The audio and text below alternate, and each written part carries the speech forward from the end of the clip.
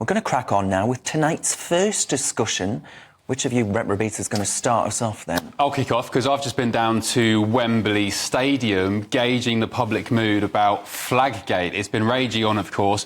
Why on earth did Nike feel fit to change the St George's flag on the back of the England shirt to something akin to, well, make your own minds up during the course of this next hour. I went down to Wembley. This is what fans had to say earlier today. It's a bit, I think, yeah, just get over it. It's not that big a deal, but yeah, just more worried about the price of it. Guys, quick question. You said just say yes or no. Do you like the new England shirt? Yes. Do you like the new England shirt? Yes. Do you like the new England shirt? It's not too bad. You don't mind the St George's flag being messed around with? Doesn't bother me, mate, at all. That's one of my favourite kits. I remember Tony Adams and that. Do you think we should go back to Umbro, which is based in Manchester, an English firm making the kit? 100%, mate. Go back to the classic kits. That's what you want. Have you had many people talking about the flag on the back? No. No comment. Oh, OK. No one's mentioned it. OK. All right, thank you. Have a good day. You know we spotted you because you got the England gear on. We just want to know what you think about the new England shirt. I'm not. A bit indifferent, to be fair. It's just a shirt for me, to be honest. I think we should put a Palestine flag on the back instead in tribute to Palestine. Too political. I think that should be steered away from. Just leave it as it is. You know, new design, fine, but don't bring politics into football. Well, let me tell you something, Nike, Football Association. This is what a St George's flag looks like. No purple, no blue. Leave it the hell alone.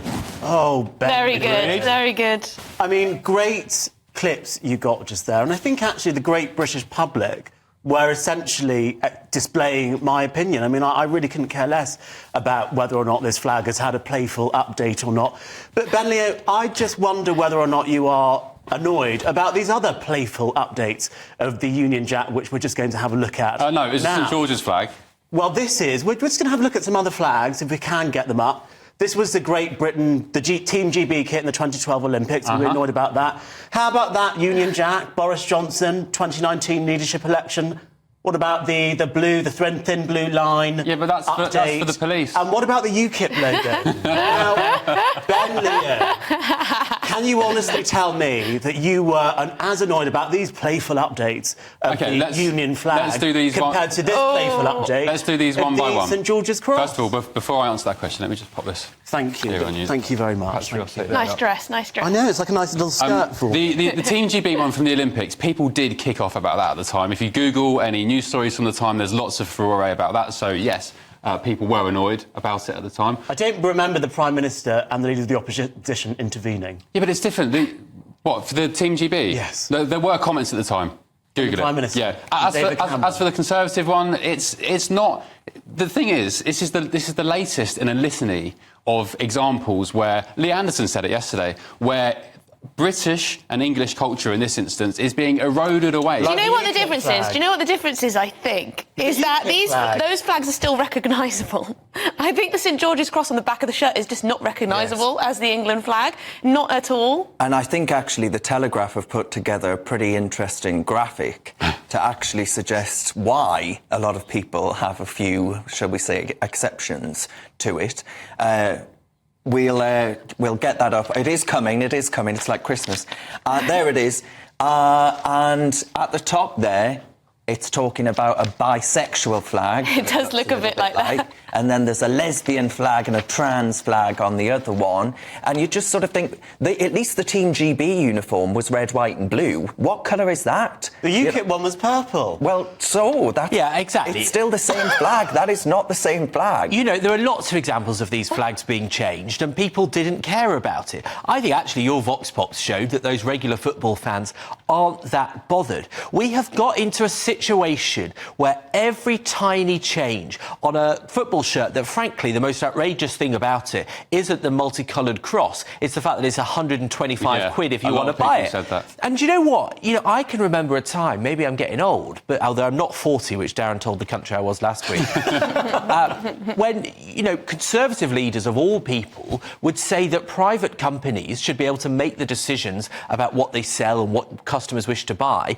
and you don't need politicians politicians intervening on whether the design of a Do you know what, though? I think okay. Emily Thornbury, who I think you're a fan of, you like a bit of Emily Thornbury, she was saying, what would the French say if the tricolour was purple, white and red? Or if you had, I don't know, she said the Welsh flag, and if they put a pussycat on there sorry, instead Emily, of the dragon. I'm not taking lessons from the French, quite frankly. The fact is, I just think this is all a bit... on this. I think we should actually be a little bit more patriotic, and actually this constant attack, this constant attrition on who we are, our identity, our heritage, that's what winds people We up. are the only nation they have done this to. Could you imagine them messing around with Saudi Arabia's flag or, Palestine? What are you laughing at? It's true. We're the only nation. Remember what happened with the Palestine flag when people thought that it was in an M&S advert and they got it confused with Christmas hats? Do you remember the furore over that? Real problems going on in the world, real problems going on in this country, and here you are upset about a football shirt that Nike has designed. You're the one sat there with a flag draped around you. What is the big Well, deal? to be fair, it is the topic of conversation. And I agree that there are real problems in the world, so let's not cause disunity where none need exist. But the public don't care. They do illustrated care. by our Vox Pop.